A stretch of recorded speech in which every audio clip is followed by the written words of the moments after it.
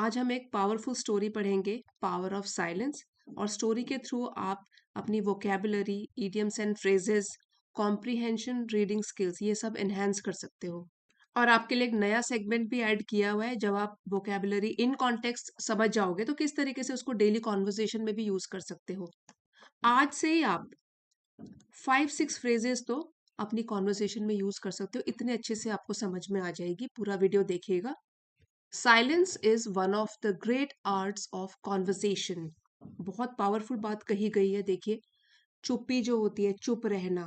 तो जो भी ग्रेट आर्ट्स मतलब कि बड़ी बड़ी कलाएं होती है कॉन्वर्सेशन की। वैसे तो कॉन्वर्सेशन होता है दो लोगों में या बातचीत करना, ठीक है। तो यहाँ पे बोला गया है साइलेंस। अब चुपचाप रहना कैसे कॉन्वर्सेशन हो सकता है? तो ये तो आप स्टोरी में पढ़ोगे। Because silence is one of the great arts of conversation. जितनी भी बातचीत की कलाएं हैं, बड़ी बड़ी कलाएं, उनमें से साइलेंस इज वन, मतलब वो भी एक है। Arjun was known in his family for always having the last word. Arjun अपने परिवार में जाना जाता था। हैविंग द लास्ट वर्ड ये एक फ्रेज है। इसको ऐसे भी बोल सकते हैं, to have the last word. तो इसका मतलब होता है कि इंसिस्ट करना कि लास्ट में बस मैं ही जीतूंगा किसी भी आर्ग्यूमेंट को। तो जो भी कोई ऐसा व्यक्ति होता है who wants to have the last word, means वो लास्ट में बोलना चाहता है और आर्ग्यूमेंट को जीतना चाहता है। तो अर्जुन में भी ये वाली क्वालिटी थी कि वो हमेशा चाहता था कि बातचीत में लास्ट सेंटेंस वही बोले। During family gatherings he would argue about everything. जब भी परिवार लोग इकट्ठे गैदर करके बैठा करते थे तो वो क्या करता था? आर्ग्यू। आर्ग्यू क्या होता है? इसको बोलते हैं बहस करना। तो वो हर चीज में बहस करता था। Politics, cricket, even the right way to make chai. मतलब कि चाय बनाने, यहाँ तक कि छोटी से छोटी चीज में भी वो बहस करना, ये उसका नेचर था। पॉलिटिक्स और क्रिकेट के अलावा इन छोटी छोटी चीजों में, तो कहने का मतलब है उसकी जो नेचर थी वो थी बहस करने वाली। When his younger sister Seema announced she was leaving her corporate job to start a small bookstore, जब उसकी छोटी बहन, यंगर जो उससे छोटी बहन थी सीमा, उसने घोषणा करी या परिवार वालों को बताया कि वो छोड़ रही है अपनी कॉर्पोरेट जॉब, मतलब किसी कंपनी में वो जॉब छोड़ रही है एक छोटा सा बुक स्टोर स्टार्ट करने के लिए, Arjun was ready to let her have it. तो अर्जुन तैयार हो गया। ये जो है फ्रेज, टू लेट समबडी और समवन हैव इट, इसका मतलब है कि बहुत बुरी तरीके से उसको डांट फटकार लगाना, कड़ी आलोचना करना। To criticise someone very strongly. तो अर्जुन तो वैसे ही गुस्से वाला था, तो वो तो रेडी हो रखा था कि उसको बहुत ही डांटे अपनी बहन को कि अच्छा खासा जॉब छोड़ के वो छोटा बुक स्टोर क्यों स्टार्ट करना चाहती है। तो ये जो है, to let someone have it, इसमें आप हर को रिप्लेस कर सकते हो, to let him have it. So उसको डांट फटकार लगाने के लिए बिल्कुल तैयार था Arjun. But something stopped him, लेकिन कोई चीज तो थी जिसने उसको रोका। He noticed the determination in her eyes. उसने नोटिस किया, उसके ध्यान में आया जो पक्का इरादा था। डिटर्मिनेशन मीन्स पक्का इरादा, दृढ़ संकल्प, उसकी आंखों में। किसकी आंखों में? उसकी छोटी बहन की। And remembered his father's words, और उसको याद आए उसके पिता के द्वारा कहे गए ये वाले शब्द, sometimes the best support is silent support. तो उनके पिता कहा करते थे कि कभी कभार क्या होता है, जो सबसे अच्छा सहयोग होता है आपकी तरफ से, जो आप दूसरों को दे सकते हो, वो होता है चुपचाप उनके साथ खड़े रहना और उनकी बात को मानना, सपोर्ट करना, उनके ओपिनियन को इम्पोर्टेंस देना। तो वो हो गया साइलेंट सपोर्ट, मतलब उसमें अपने ओपिनियन न डालना, उनको साइलेंटली चुपचाप रहकर भी सपोर्ट करना, उनका समर्थन करना। ये उसको अपने पिता के शब्द याद आए। तो हमने जो दो फ्रेजेस यहाँ पे पढ़ी हैं वो है to have the last word. To have the last word या हैविंग द लास्ट वर्ड, मतलब हमेशा लास्ट में कोई बात कहना क्योंकि वो आप आर्ग्यूमेंट को जीतना चाहते हो। उसके बाद था एक वर्ड था आर्ग्यू, बहस करना किसी के साथ, इसी से बना है आर्ग्यूमेंट, मतलब बहस हो गई दोनों के बीच में। तो आर्ग्यू, आर्ग्यूमेंट। उसके बाद है to let someone have it, मतलब कि किसी को क्रिटिसाइज करना, डांटना, फटकारना, उनकी आलोचना करना। और डिटर्मिनेशन होता है पक्का संकल्प, पक्का इरादा, दृढ़ निश्चय।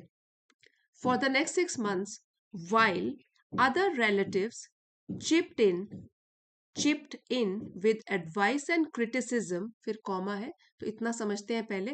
अब अगले 6 महीने के लिए जब उसकी बहन ने सीमा ने जॉब छोड़ दी, वाइल जबकि दूसरे रिलेटिव्स दूसरे रिश्तेदार चिप इन, ये भी एक फ्रेज है। इसका मीनिंग होता है टू एड योर ओपिनियन, मतलब अपनी राय दे देना।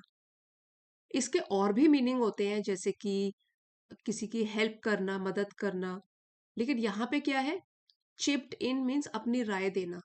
विद एडवाइस एंड क्रिटिसिज्म, कोई कोई सलाह देता था, कोई कोई आलोचना करता था। अगले 6 महीने तक ये वाला तरीका चलता रहा। For the next 6 months, while other relatives chipped in with advice and criticism, Arjun chose silence.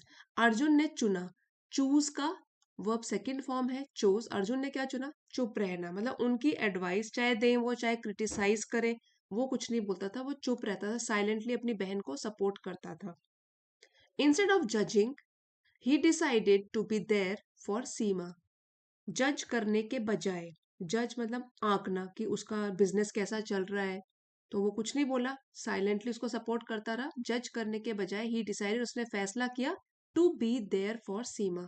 ये भी एक फ्रेज है, to be there for someone, किसी का सपोर्ट करते रहना, इमोशनल सपोर्ट यहाँ पे है, ठीक है, किसी के साथ खड़े रहना। तो अपनी बहन के साथ वो हमेशा उसका सपोर्ट करता रहा। उसने ये फैसला किया कि जज नहीं करेगा उसको, चाहे जैसा भी उसका बिजनेस चल रहा है। He visited her shop often, अक्सर ही, ऑफन मीन्स अक्सर, वो उसकी शॉप पर जाया करता था। And listened as she spoke about inventory problems and rent worries, और सिर्फ सुनता था। एज शी स्पोक, जैसे ही वो बात करती थी। स्पीक का पास्ट टेंस है spoke, about inventory. So inventory का मतलब होता है कि जो भी सामान होता है उसकी एक लिस्ट।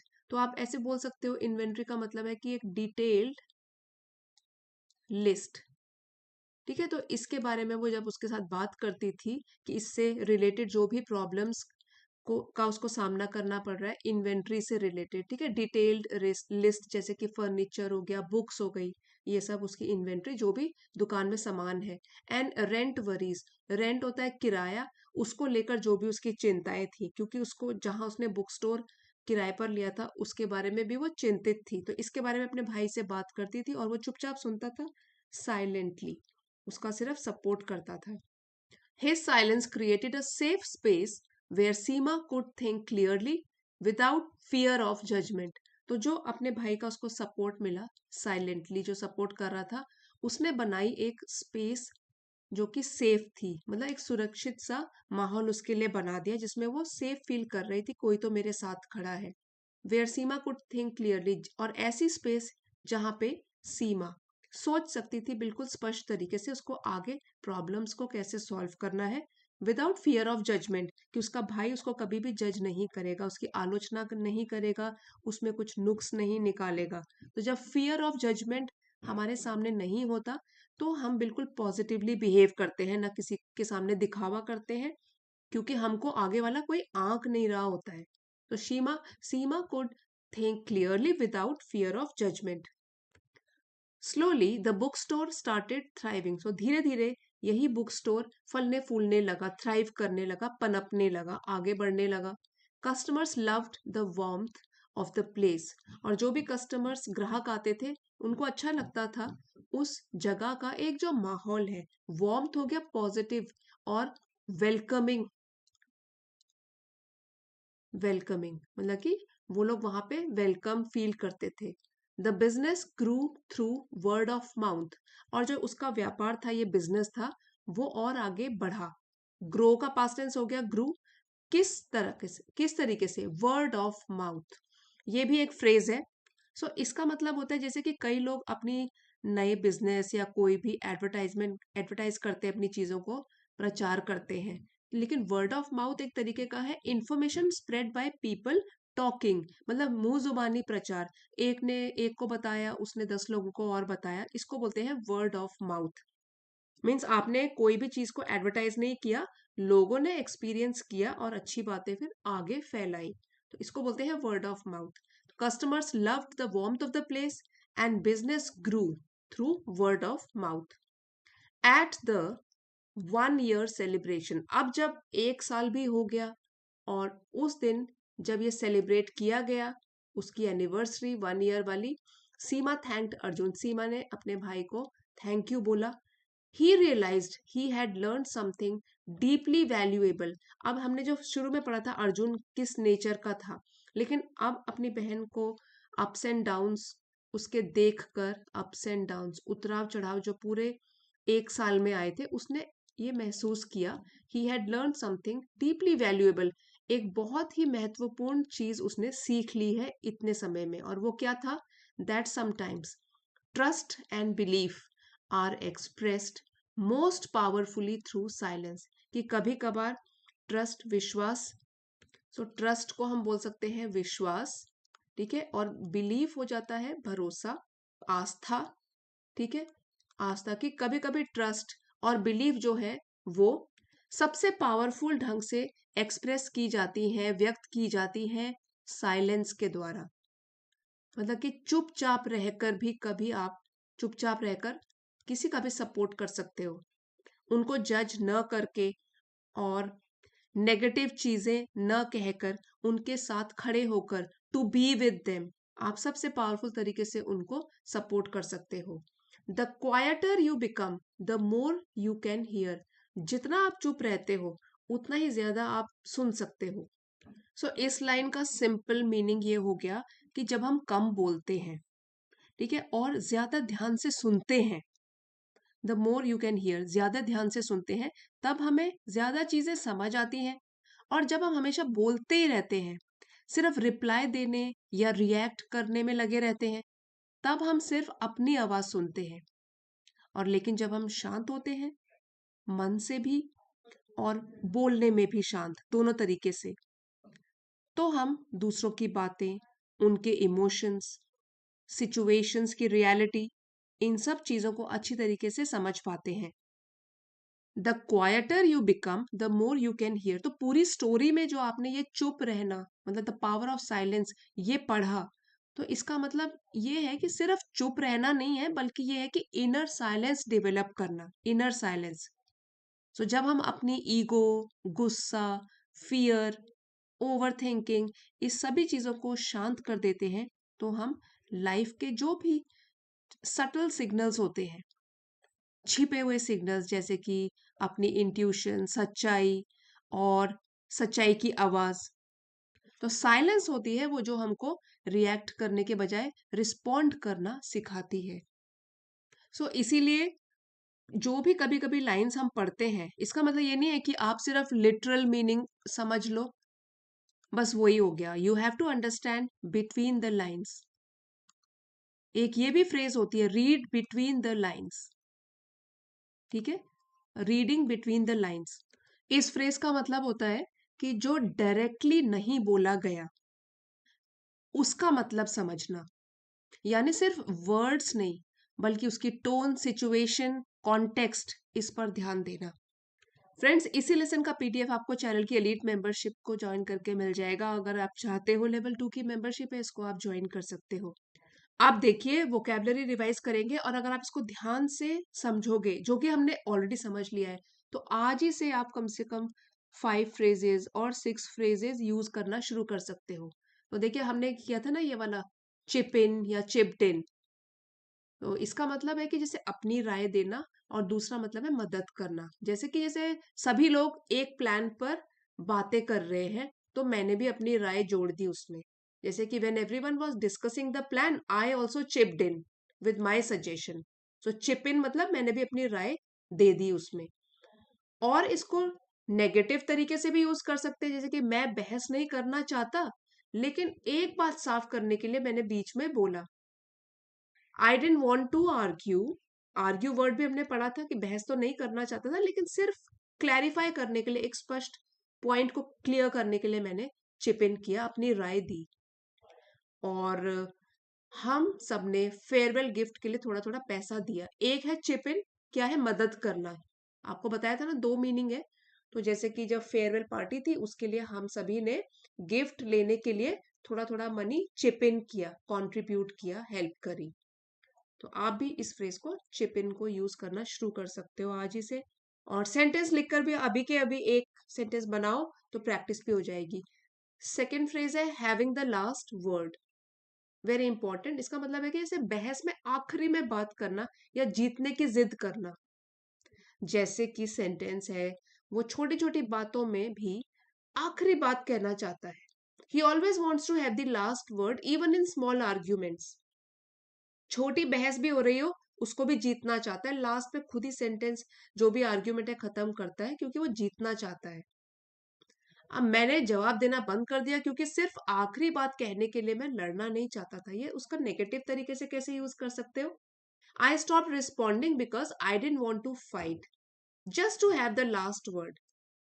मैंने तो रिस्पॉन्ड करना ही बंद कर दिया क्योंकि मैं लड़ाई नहीं करना चाहता था और लास्ट वर्ड नहीं आर्ग्यूमेंट में बोलना चाहता था। So having the last word क्या हो गया? आर्ग्यूमेंट को जीतने के लिए बहस बढ़ाते रहना, बढ़ाते रहना। You don't always need to have the last word. जरूरी नहीं है कि आखिरी बात आपको ही कहनी है आर्ग्यूमेंट में। इसका भी आप सेंटेंस बना के लिख सकते हो। To let someone have it, her have it या हिम, जो भी है सिचुएशन के अकॉर्डिंग। इसका मतलब है किसी की बहुत बुरी तरीके से क्रिटिसाइज करना, आलोचना करना, या किसी को डांट फटकार लगाना।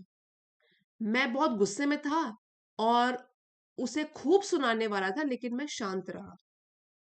I was very angry and almost late him have it, मतलब बस उसको डांटने ही वाला था लेकिन मैं चुप रहा। आप एक और सेंटेंस से समझिए। मैनेजर ने फिर से लेट होने पर उसे जोरदार डांट लगाई, तो इसमें कैसे होगा? Manager let him have it for being late. उसको सपोर्ट चाहिए था, आलोचना नहीं। She needed support not someone to let her have it. कि मतलब लोगों की डांट फटकार, आलोचना नहीं चाहिए थी, उसको सिर्फ सपोर्ट चाहिए था। और एक है वर्ड ऑफ माउथ, मतलब कि प्रचार, जो कि लोग एक दूसरे के साथ बोलकर फिर उस चीज का प्रचार करते हैं या उसके थ्रू पब्लिसिटी हो जाती है किसी चीज की। मुंह जुबानी प्रचार, information spread by people talking. तो ये खुद नहीं कर रहे हैं, ये तो बस उस जगह के बारे में या उस पर्सन के बारे में खुद ब खुद लोग को पता चल रहा है। जैसे कि वो कैफे मुंह जबानी प्रचार से मशहूर हो गया। एक कैफे या कोई भी टी स्टॉल हो गया, कोई भी पराठा जॉइंट हो गया, it became popular through word of mouth. लोगों ने उसको एक्सपीरियंस किया होगा और वर्ड ऑफ माउथ के थ्रू वो इतने लोगों को उसके बारे में पता चल गया। मुझे इस कोर्स के बारे में लोगों से सुनकर पता चला। I heard about this course by word of mouth. अच्छे टीचर्स की पहचान मुंह जुबानी फैलती है। Good teachers grow through word of mouth. Pause करके ये वाला सेंटेंस भी खुद पढ़ सकते हो। I came to know about Asha ma'am's English classes through word of mouth. ये आप किस तरीके से भी यूज कर सकते हो। अब है बी देयर फॉर समवन, मतलब किसी के लिए खड़े होना, उसके साथ इमोशनल सपोर्ट उसको देना। कभी कभी सलाह देने की जरूरत नहीं होती, बस साथ होना ही काफी है। मतलब sometimes you don't need to give advice, just be there, वहां बस सपोर्ट दीजिए, इमोशनल पिलर की तरह खड़े रहिए। आज का वीडियो पसंद आया है तो प्लीज लाइक शेयर और सब्सक्राइब जरूर कीजिएगा। Thank you for watching. See you next time.